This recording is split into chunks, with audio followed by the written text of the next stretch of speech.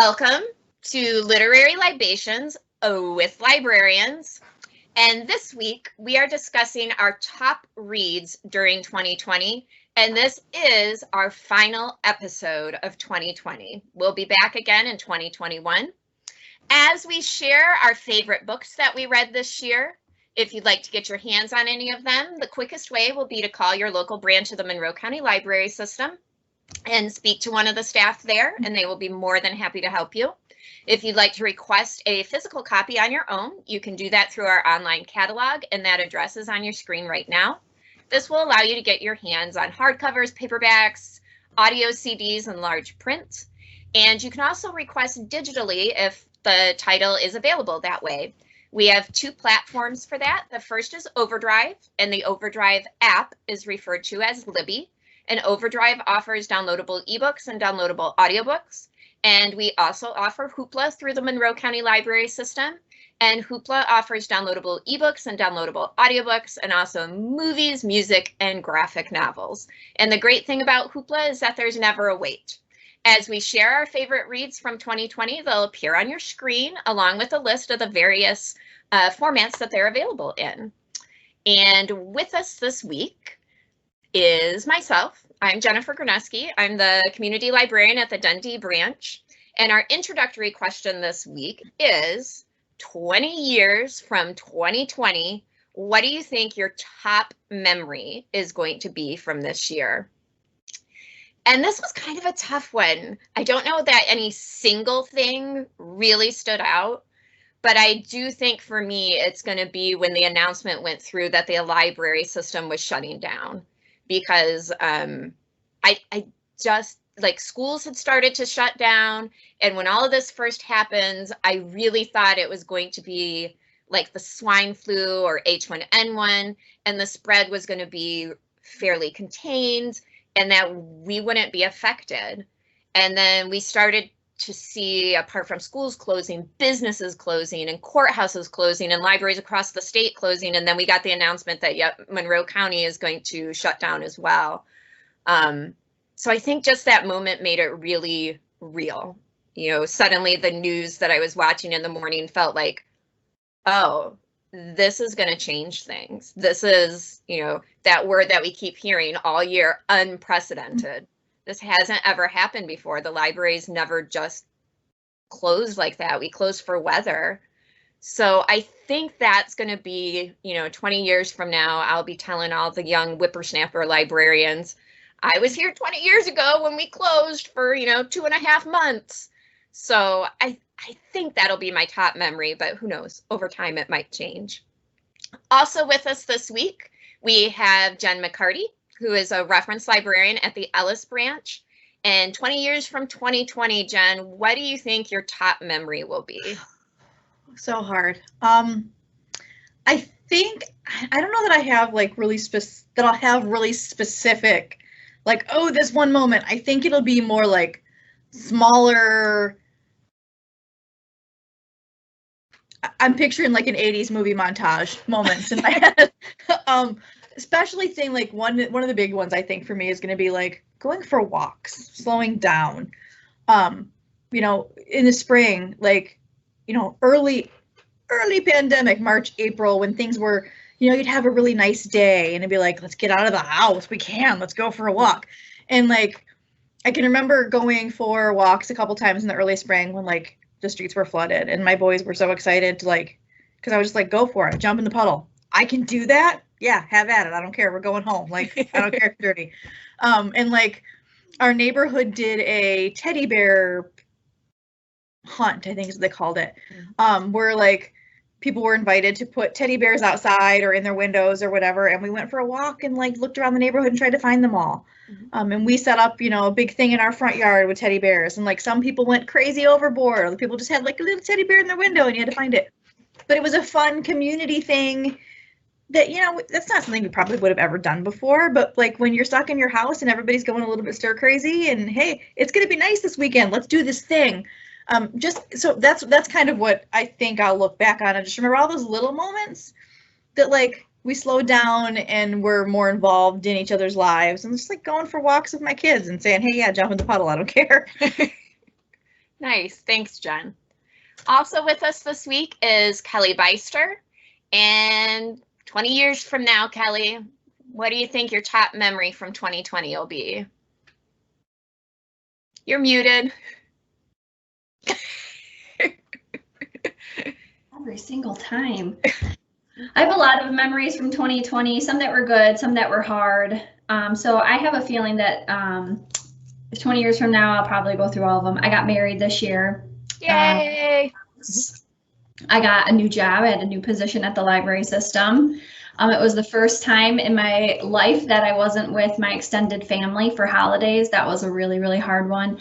And then this is the first time that I've had to be away from my kids for 14 days because they had to quarantine with their dad and his girlfriend. So that was really hard. So I think in 20 years, I'm going to look back and tell my stories like, well, I mean, it could be worse. You could be without your kids, or, well, it could be worse. You could be, shut down and not with your family. So I think, when you are older, you're going to be, I'll be using those. But yeah, it was a tricky year. It was a good year, but it was a bad year. Mm-hmm. Yeah. I think a lot of people would say that about 2020. And wow, major life changes, new house, husband. Yeah. Yeah, that's a lot on top of a pandemic. I know, right? I went to Amazon sidebar. I went to return some Amazon stuff at Kohl's, and I was like, yeah, so my name changed. And she was like, what? And I said, yeah, I just got married. And she goes, who gets married in 2020? And I was like, well some people do. It's still happening out there. I said, would it make you feel better that we didn't have a big reception? It was just the two of us. She's like, oh yeah, that makes me feel better. I was like, okay, thanks, Judgy. Thanks. I'm glad you approve. Right. Good times in 2020. Yes. Conversations you never thought you were going to have with folks at the cash register. Good times. Thanks, Kelly. Also with us this week is Kristen Brown, a reference librarian at the Bedford branch. And what do you think you'll be remembering 20 years from now, Kristen? Oh man, this is such an intense question because 2020 has been so big. I do have one specific memory that I probably will remember because I remember as we were doing it, I was thinking we would not be doing this if COVID was not happening right now. And we were out in the barn. It had just started to get really cold and I really wanted to get back into skating lately. So the girls wanted to ride their bikes. So we just rode our bikes and I roller skated in our barn. And my husband was like organizing. This would never happen. Like we'd be like outside or I don't know. It was just a weird thing that we were like, okay, let's all go to the barn and skate and ride our bikes. But yeah, like 2020, so many big things. I feel like so many things that needed to happen are happening and they're in the process of happening. And I hope that in 2021, they continue to roll. I hope that the progress that has started, I hope it doesn't stall. So like, I hope 20 years from now, I think of 2020 and I just think of this is where it started and we've come this far is what I hope that I think 20 years from now. So I hope so too. Thank you, Kristen. And also with us this week, we have Jody Ress, the community librarian at the Bedford branch. And what do you think you'll be remembering 20 years from now, Jody? I've had a rather monumental year, but obviously the biggest one's going to be I had my first grandchild this year. Yay! My oldest son and his wife welcomed a baby girl named Amelia Jade in October. So that obviously she'll be 20. I mean, I don't know how I can comprehend that.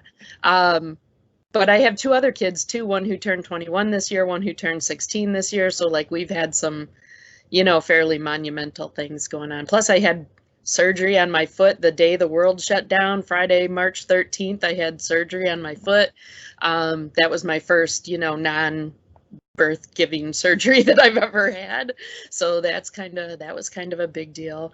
And then work related wise, I've got to say this one because this has to get a shout out, by the way, which I have been lax to do, but on Wednesday, one of our reference librarians, Mary, suggested we go caroling at people's houses that are volunteers for us or work for the work for the Friends of the Library, whatever, in some way they are important to the library in Bedford and how we function.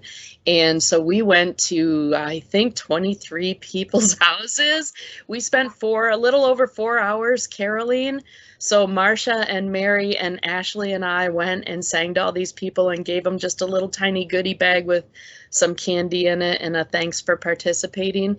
And honestly, while caroling seems like, you know, rather awkward for us socially awkward people, because what is it? You know, people just kind of stand there and look at you while you're trying to sing lovely to them, right? So it's a little, but those people were so touched. It turned out to be the absolute best thing that I have participated in work-wise in the longest time. Not that we don't do great things all the time, but this was just so meaningful to them. I can't even express something as simple as, you know, literally we sang a couple bars of Jingle Bells and a couple bars of We Wish You a Merry Christmas, and that was it. But multiple people cried and everybody sent us thank yous, and it just turned out really wonderful. So, but definitely the grandbaby. Yeah. Also, grandbaby. Yeah. Nice. That's so nice. Again, another kind of like with Jen's, where there's this community that's coming together that maybe wouldn't have otherwise. Thank you, Jody. And now we are going to share our favorite reads from 2020. These books may or may not have been published in 2020, but they are books that we read and loved during this last year. So let's get started with, let's make Kristen start. Ooh. And I remembered to unmute myself. Starting strong. That's right. So my first book, and I'm sure we'll probably all start with this, but this was a tough choice. And so I tried not to overthink it. I thought, what were two really good books that you would recommend to anybody that you read this year? And these immediately came up. So both of them are historical fiction books, and both of them are a part of a larger series. So the first one is The Taming of the Queen by Philippa Gregory. And I chose this book initially to read it because of my love and interest in like the Renaissance period. And I've kind of touched on this before if you've read any of these or if you've watched any of these. Sorry, I'm trying to move my screen over so I can see my notes. All right. So, and especially like the Tudor story. And so this book is told from Henry VIII's sixth wife, Catherine Parr. It's from her point of view, and he married her. It was not her choice, of course. Most of them aren't, especially in that time period. She was actually just out of her widowed period, and she was planning on marrying for love to Thomas Seymour. And so only months after he had beheaded his fifth wife, Catherine Howard, he decides that he wants to marry Catherine Parr. And by this point, he was severely mentally unstable. His health was declining. And this book just portrays Catherine's struggle to survive. Like literally, she's just living on eggshells and she's trying to please him without falling out of his favor.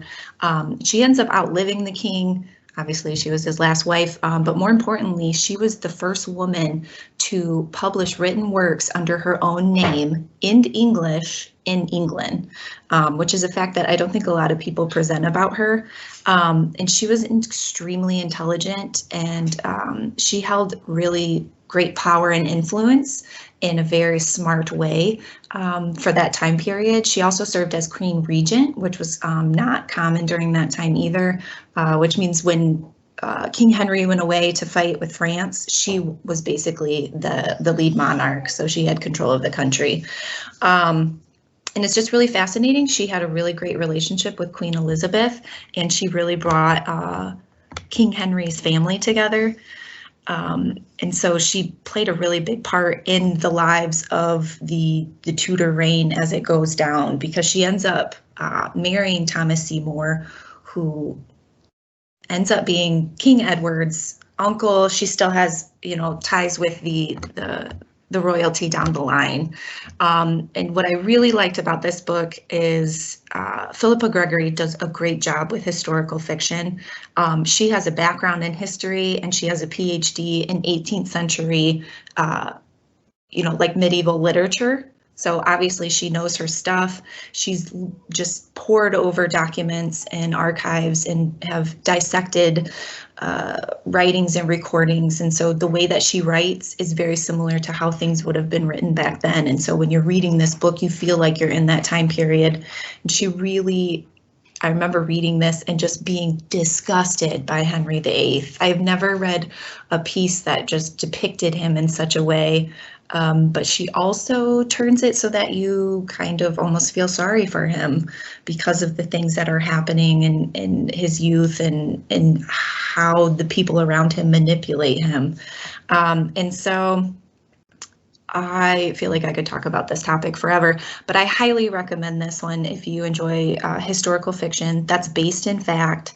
And if you like strong female characters. So it was a really great book.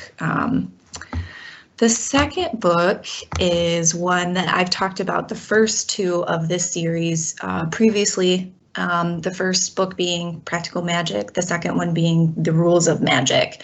And actually on the first Literary Libations, we had talked about this book coming out, and it finally came out in October, and Alice Hoffman did not disappoint. I have spoken so many good things about of her in this series, and this book just tops it for me. So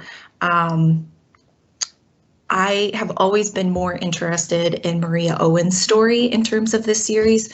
And so this book is based solely on Maria's life and how the curse of the Owen sisters, or the Owens women, came to be. And it has all of the unique Owens characteristics, or the items in it. So like courage tea, black soap, the boozy chocolate cake, that's referenced in all the books. And so as with other books in this series, your heart is just going to ache at times because of the conflicts that happen between characters. You're going to be angry. It's not an especially uplifting book, but it is a really beautiful love story and a book of transformations. What I also love about this book that I did not expect is she ties in the Salem witch trials, and not like in a way that seems cheap. I feel like a lot of times authors will throw in the Salem witch trials if it's a book about witches. And if you know me at all, you know that I'm super interested in the Salem witch trials. It's something I research a lot. So she ends up pairing Maria with John Hathorne, who was a judge during the Salem witch trials. And it starts off with her. She is abandoned at birth in a field, and Hannah Owens ends up finding her and raises her in the unnamed arts, which is a healer and a witch. Her biological mother comes back into the picture, and it's from here that everything is just helter-skelter. Her entire life ends up changing because of all of these situations that happen from her mother coming back into her life. So she gets sold into servitude. She ends up meeting John. She sails to Salem. She meets Samuel Diaz, who plays a super, relevant role in this. And it's just a beautifully written book. She has this way of telling the story that you feel like you're living in it. She's very specific about the grimoire that the women hold and the elements that they put inside that. So just like for Courage Tea, what is in Courage Tea? It's all medicinal and herbal.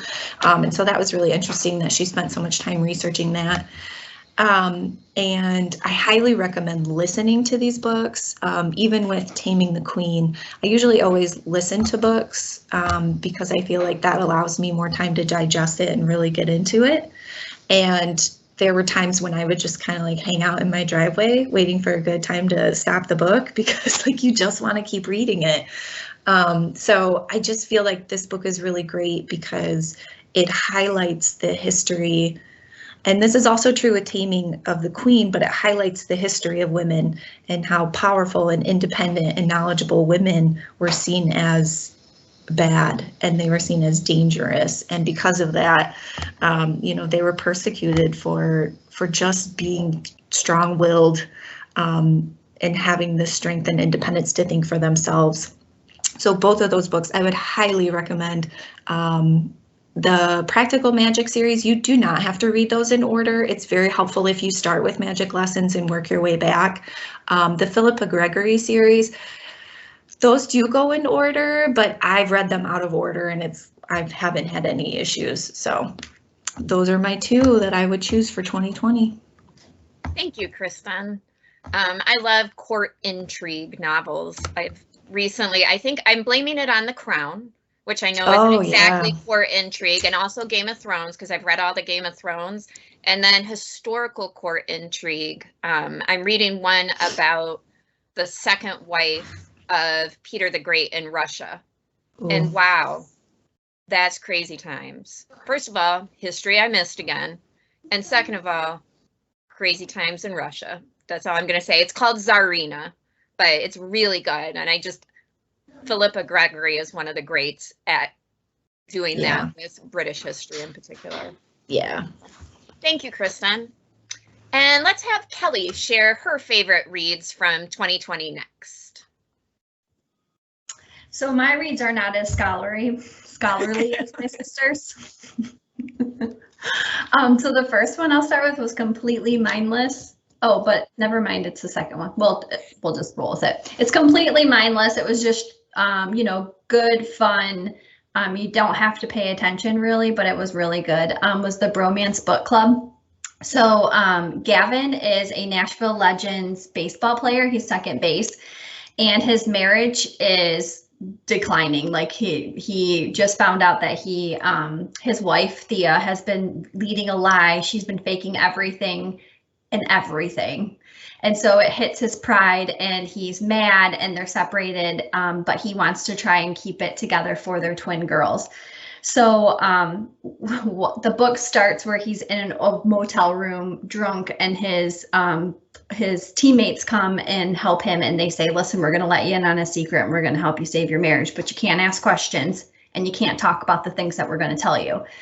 So he's kind of skeptical, but he agrees, and he finds out that his teammates, and then a bunch of other well-known, wealthy, powerful men are in a book club together, and they read romance books, and they take the books that they read and they apply it to their relationships with their wives or girlfriends, significant others. And they so they have to read this book, and it kind of reminded me of like a Pride and Prejudice book that they're reading at the time that he has to take notes on.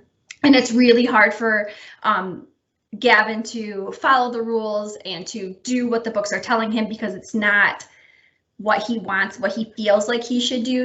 As a man, he feels like he should do his instincts, and he thinks he knows what his wife wants. But when he lets loose and he starts to pay attention and actually listen and follow along with the romance books, it changes his life and his marriage forever. I couldn't be happier, because while I was prepping for this, it's a series, so I'm so excited. There's like 4 other ones. So 2021 reads are looking good. I am pumped, you guys. So for someone like me who is usually a young adult reader, which I have a young adult book I'm going to talk about too, but normally that's what I read is young adult fiction. And so to have a grown-up fiction book that I enjoy and that I'm looking forward to reading more of is like it's super exciting for me. But it was just a fun read. The characters are great. It has a happy ending, which I dig, especially in 2020. So so that was my first mindless, great 2020 read.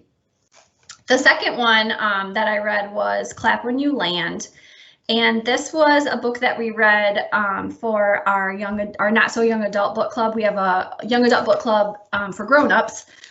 And so I like YA fiction.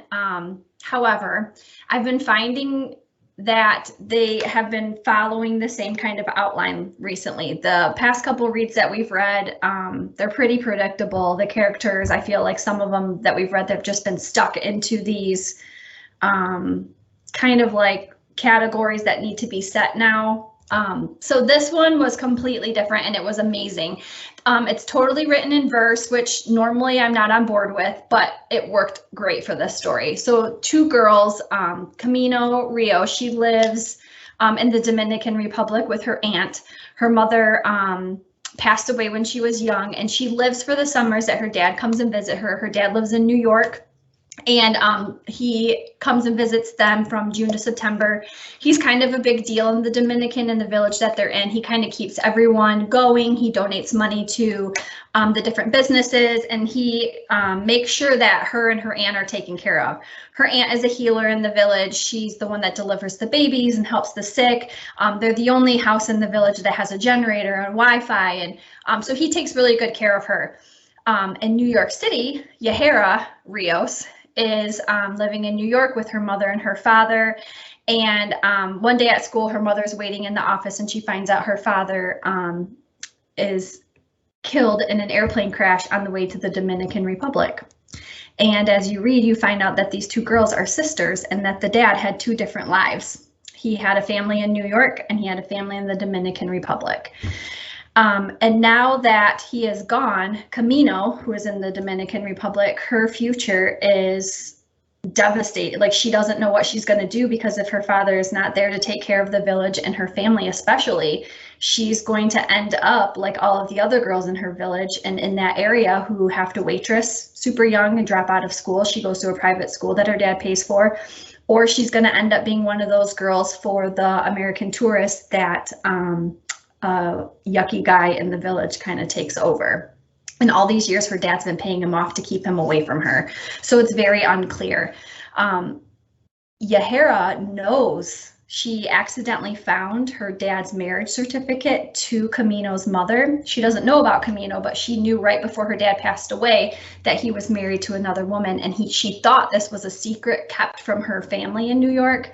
Until he passes away, and she finds out her mother knew the whole time. And actually, her mother was friends with the wife in the Dominican Republic, and that's how they met. So the stories are told in verse. They go back and forth. Finally, Camino, she hears the story from her aunt, what's really going on, how he has this family, and that she has a sister in New York, and she reaches out to her on social media. Yahira is a little bit nervous to reply back, but she does, and she ends up sneaking away down to the Dominican Republic to visit her sister, and something big, I don't want to give it away, but something huge happens, and it's life-changing for both of them. It was such an emotional story. It was amazing. The characters were great. And then at the end of the story, you find out the author wrote the story based on actual events. In 2011, about 2 or 3 months after September 11th, there was a crash. There was a plane that was flying from New York to the Dominican Republic that crashed and killed many, many people, and nobody covered it because it wasn't a terrorist crash. So it was completely nobody said anything, nobody reported on it. And all these stories started coming out about these families where there were these double families and, investors and all these things. And she said she was just overcome with emotion that these people's stories weren't told, and how crazy to find out that you have a sister in another country that you didn't even know about, but now you do because your dad passed away. And she said it was so raw, and she felt like she had to tell their story in some way and bring some light to it. So I always love the backstory of a story. So that made me more connected to it too. But it was a great, great read. And like I said, for it being in verse, I didn't think I was going to like it at all, but it flowed. So it was just awesome. It was a really, really good read. Nice. Thank you. I'm on board because Elizabeth Acevedo, she is amazing. I just like to listen to her talk. She's got a couple other books that I have on my list, they're on my desk, because she's written some amazing stuff. Yeah, she's super awesome. Nice. Thank you, Kelly. And let's have Jody share her favorite reads of 2020 next. Okay, the first book that I'm going to talk about is Where the Crawdads Sing, which I actually talked about in the very first one of these episodes that I participated in. Where the Crawdads Sing is by Delia Owens, and it's a coming-of-age story and a murder mystery. It alternates between 1969 and the early 1950s.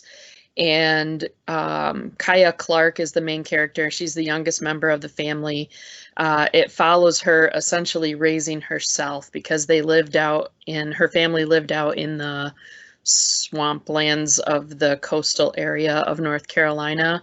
And her dad was a World War II veteran and was an alcoholic and ended up chasing off Kaya's mom and all of her siblings because of his behavior.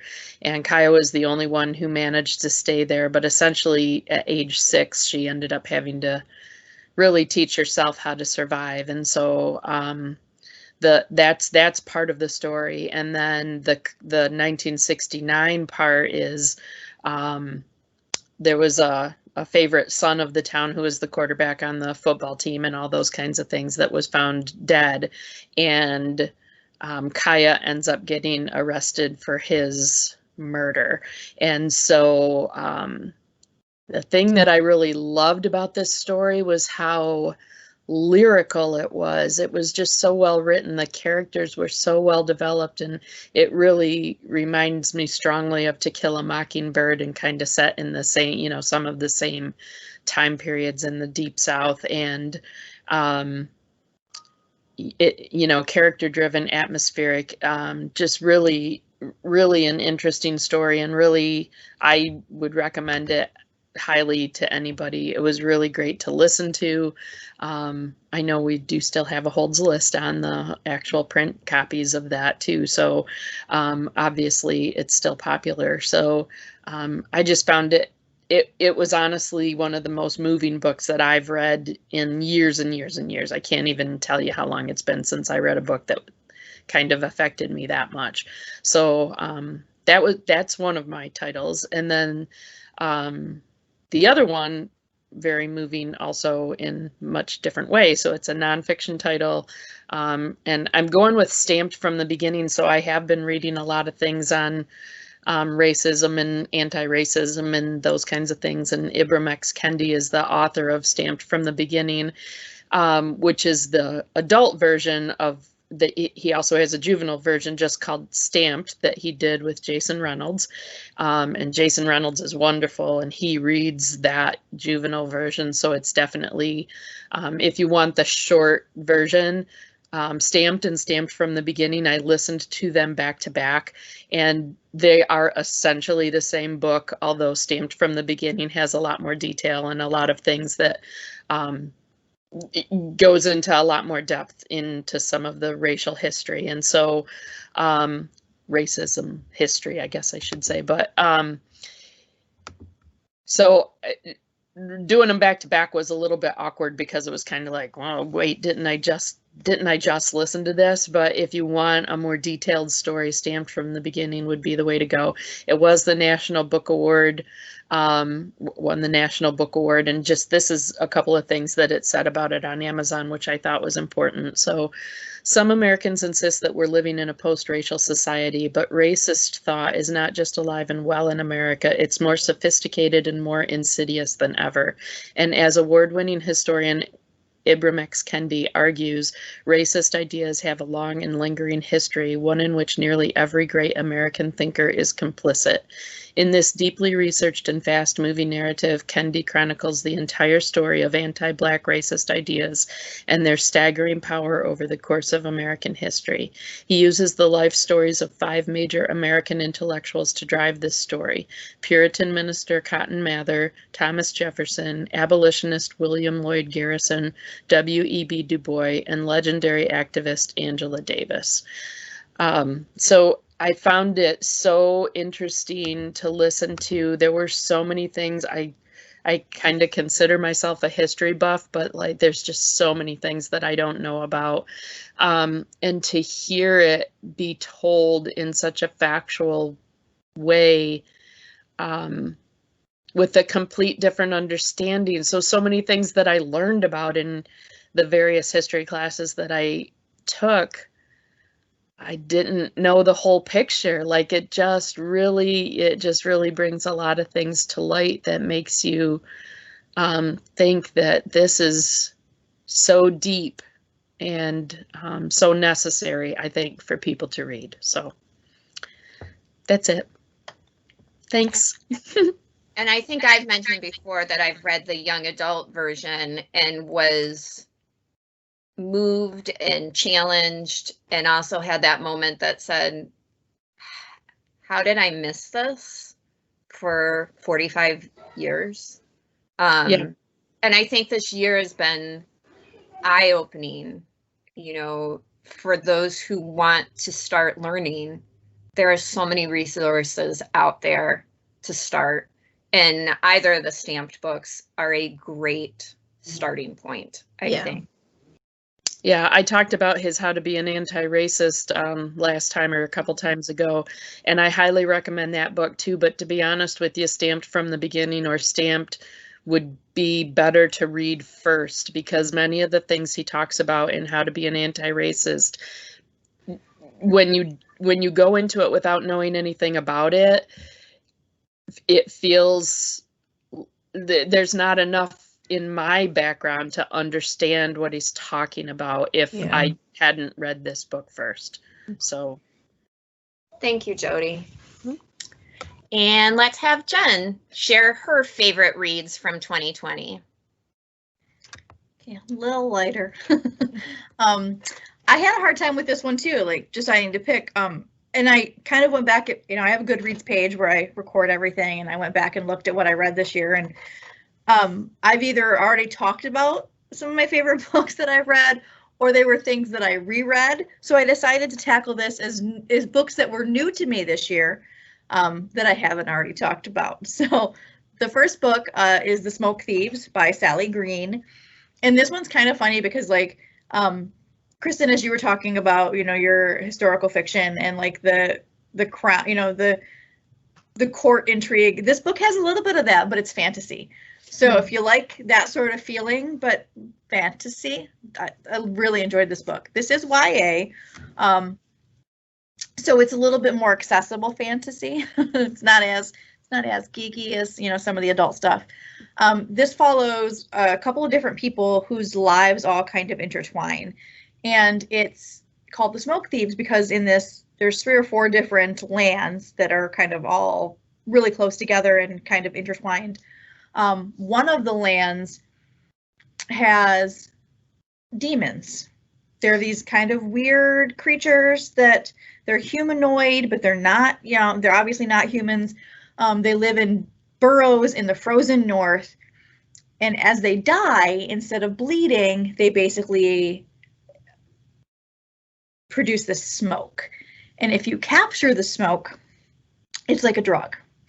So one of the characters is a young girl who was basically bought by the man that she travels with, but her home life was so bad that she loves this guy who bought her off of her family, and they are demon hunters, and they capture the smoke and then sell it, which is highly illegal, but that's their job.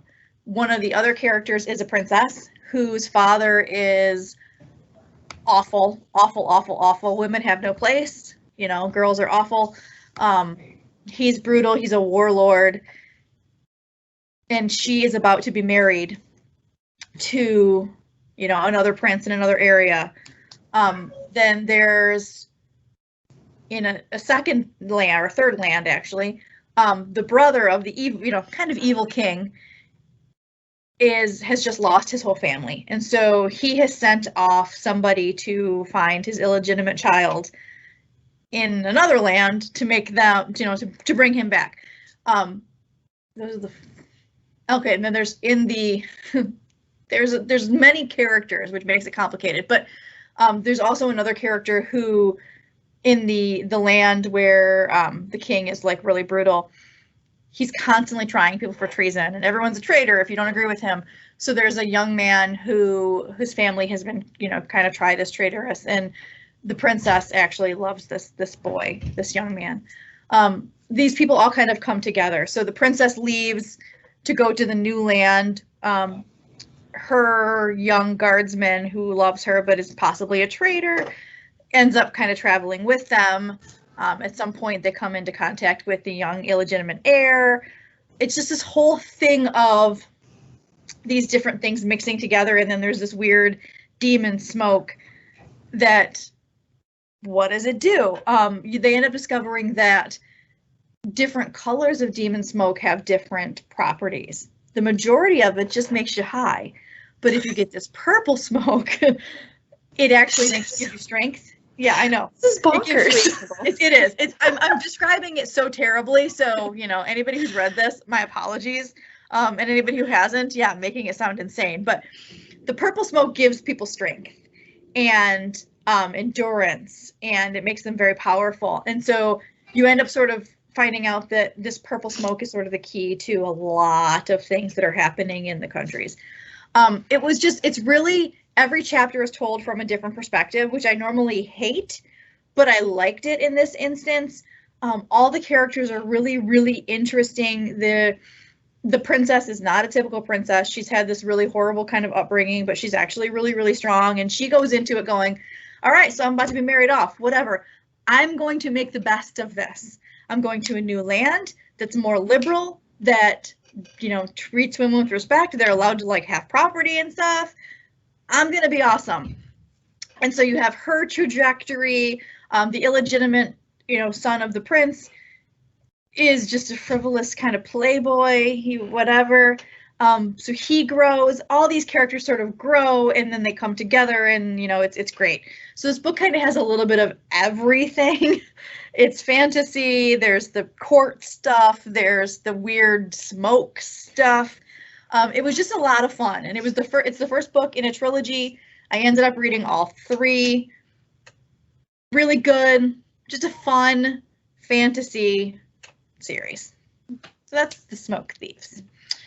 My second choice, another kind of callback. I'm pretty sure one of the first literary libations I did, I talked about Ready Player One. Well, the sequel, Ready Player Two, just came out a couple weeks ago. I was real hesitant about this because I love Ready Player One. If you're not familiar with Ready Player One, it follows a young man named Wade Watts, who is hunting for this sort of holy grail within this video game. The entire world kind of is based in this alternative reality, virtual reality world called the Oasis. And the creator of the Oasis, when he died, unleashed this Easter egg hunt and said, hey, whoever can find all 3 of my Easter eggs within the game inherits all of my stuff. So Ready Player One follows Wade as he tries to find the Easter eggs. And sorry, spoilers if you haven't read it, he does. He becomes the heir to the Oasis. So when I saw that Ready Player 2 was coming out, I was like, okay, Ernest Cline, did we run out of money? Are we just, you know, you just fishing for a sequel? Like, what's happening here? Because it wraps up really well. There was no need for a sequel, but I read it and surprisingly really liked it. So Ready Player 2 picks up right at the end of Ready Player 1, and then it kind of quickly jumps you through a couple of years. So the big thing that happens in this one is Wade discovers that Halliday had that's the person who created the Oasis. He had another invention that he hadn't shared with the world yet. It was a new kind of way to access the Oasis that basically was like a little helmet that basically taps into your brain. And so instead of using any kind of controller, you're controlling it with your mind. And while you're in the virtual reality, you can smell and you can taste and you can touch and you can feel. And even though you are in a virtual world, you are actually experiencing everything like you're there. And you're also able to record things. So I could record myself sitting at work and you could come in and play that back and you'd feel like you were sitting in my body. Everything I touched, everything I tasted, everything I felt. Excuse me. So this becomes this huge new thing where not only now am I spending a majority of my time within this virtual world, but now I feel like I'm actually living in this virtual world because everything feels incredibly authentic. And of course, there's things that come up with that because now people can record many things. You can experience things from, like they mentioned, drug use. I can, hey, maybe I've always wanted to try this thing. Well, now I can try it and there's no repercussions. I can go shoot up heroin. I can feel what it feels like because I'm feeling the actual memories from somebody who did it without the risk of getting addicted because I'm not really doing it. there's other, I'm sure you can imagine, but there ends up being a new quest that starts when they release this thing. And now the original group has to come back together and kind of solve some more mysteries. Ready Player One was really heavy on 80s culture. Ready Player Two still has a lot of that, but it also has some other more modern culture, like Prince. There's a whole big thing with Prince. There's a whole big section that deals with all of the John Hughes movies, so Pretty in Pink and some of his other movies. It's just fun. It's a callback to a lot of pop culture. It was way better than I expected it to be. And it was just a really, really entertaining read. If you liked Ready Player One, I wouldn't dismiss Ready Player Two because it was fun. Nice. Good to know, because I had concerns about, a sequel being out there. So it's good to know that it's worth reading and doesn't take away from the first one. It doesn't. I mean, it doesn't necessarily add anything either. And the ending is a little bit like, really, but definitely fun. It has all the fun of the first one, and it was good. It was way better than I expected it to be. Nice. Thanks, I really John. loved Ready Player One. It Me was too. my childhood. So I don't know what you mean by Pretty in Pink and Prince are 80s culture. Well, so it's not I know really they are, modern but culture, just so you know. well, Just so you know. Like, okay, they go to a Prince planet. So Gotcha. there's different iterations of Prince. There's the 80s Prince, but then there's also up until he dies Prince. Gotcha. And like with they go to John Hughes planet. There's the 80s stuff, but then they also mention Home Alone and Uncle Buck and things that were a little bit after that. And so like there's a throwaway joke about Horcruxes. So instead of being so confined to the 80s, they definitely mention more of slightly more modern stuff. But it's super nerdy. If you are a pop culture person, there's a whole bunch of Tolkien stuff in this one. It kind of deep dives into Lord of the Rings. See, the whole concept of that is kind of scary to me because I feel like technology is moving in that direction. Well, and that freaks me out to no end. The people who the main people that became the owners of the Oasis, they don't agree on it. One of them is like, no, we already spend too much time in virtual reality, and now you want to give people where all they the senses. Yeah, right. Like you would never leave. Is Why not would you? okay. Yeah. And they Freaks me debate. There's a lot of AI stuff in this one. What is going too far? And maybe there's some lessons learned. Maybe not. But it's good. It's got a different, topic. a little bit of a. It's very familiar to Ready Player One with a little bit of a difference. But it was good. I enjoyed it. So guess what's coming in 2021? Complete virtual reality.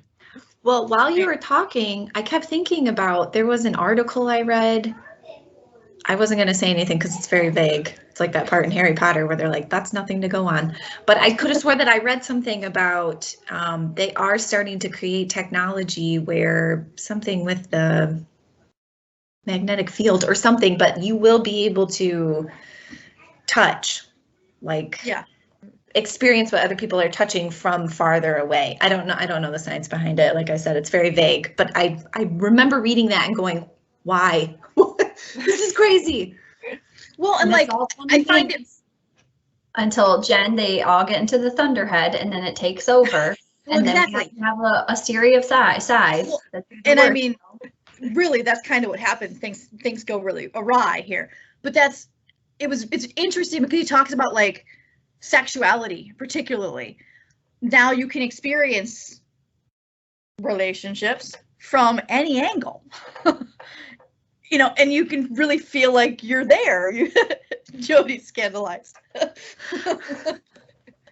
But they said that like it really changes, especially people who are like struggling not just with attraction, but with their own body, who they are. Like, and since so many people are living their entire lives now on, in this world, they can really truly be kind of anything that they want to be. That's because interesting way to present it. It's just crazy the way that this takes on some of this technology stuff, but still light and still fun and still It's not at all. Like I said, definitely way better than I expected it to be. I was like, really, come on. Ready Player One did not need a sequel, Ernest Cline, but he did it and it wasn't awful. Ready Player Two. Ready Not Player Two. awful. That is my very, very good tagline. There we go. Not as bad. Not No, it wasn't bad at all. It was actually really good. All right. Thank you, Jen. And my titles, I kind of did the same thing Jen did, where I could have talked about books that I've already talked about that were kind of my favorite reads this year, but I told myself, no, don't do that. Pick titles that I haven't yet talked about. So I did. And the first of these is Piranesi by Susanna Clarke. And Susanna Clarke wrote Jonathan Strange and Mr. Norrell, which I loved. And it's like this huge historical, but magic is real book set during Napoleonic times. And I mean, it's a big book and it has footnotes. And I loved it because it just created this world, and I loved the characters. They were funny and witty, and they had power, and they made bad mistakes, and like I just loved it. So when I saw she had another book coming out, I was all about it, ready to read it. And it's very different. First of all, it's probably like a quarter of the size of Jonathan Strange and Mr. Norrell. So it's much shorter. It's much more contained, almost claustrophobically so. So you are dropped into the world of the title character, Piranesi, and Piranesi lives in this strange world that has seemingly infinite rooms, endless corridors. It all seems to be made out of stone and marble, and there's several different stories, and there's water and tides. And Piranesi has spent seemingly his entire life mentally mapping out this world in his head. And there are only two occupants in this entire world that Piranesi is aware of. The other person, Piranesi just calls the other. And he's a man that visits Piranesi maybe twice a week or so, and they have their meetings somewhere in this strange, huge house. And every once in a while, the other will give Piranesi tasks to do. And the other is trying to do research into a great and secret knowledge. But as Piranesi continues to explore his surrounding, and as you as the reader get to know him, you start to wonder what's really going on. You're wondering if this world is imaginary and it's all just in Piranesi's head, and is he a bit mad? You start to wonder if he's being controlled by others. Where are the rest of the people? And it's this wild psychological thriller combined with thoughtful, contemplative fantasy. And it just resonated with me for whatever reason. I could sense Piranesi's desire to understand his world completely. And yet he knew that there was still something missing. He missed other people. And it's a very interesting combination of magic and reality. And it sounds like there's not much of a plot, and there is a very straightforward mystery that goes along with it, but I don't want to give much of that away. So you can read it just as straight mystery fantasy, or you can read it as sort of this philosophical contemplation of what it means to be human. But one of the things that also drew me into it is I was thinking, I don't know a lot about mythology. So when you look at the cover, I'm thinking Piranesi, it's got this fawn on the cover. Piranesi must be a reference to some sort of god from mythology. And that is not the case. I looked it up, and Piranesi is a reference to Giovanni Battista Piranesi, who did the artwork that I've put up right now. And he's known for these etchings and detailed drawings of different places.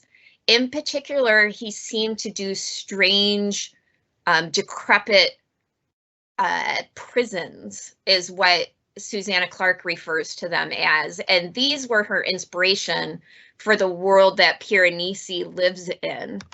And I found the whole book utterly absorbing. I probably read it in just a few days.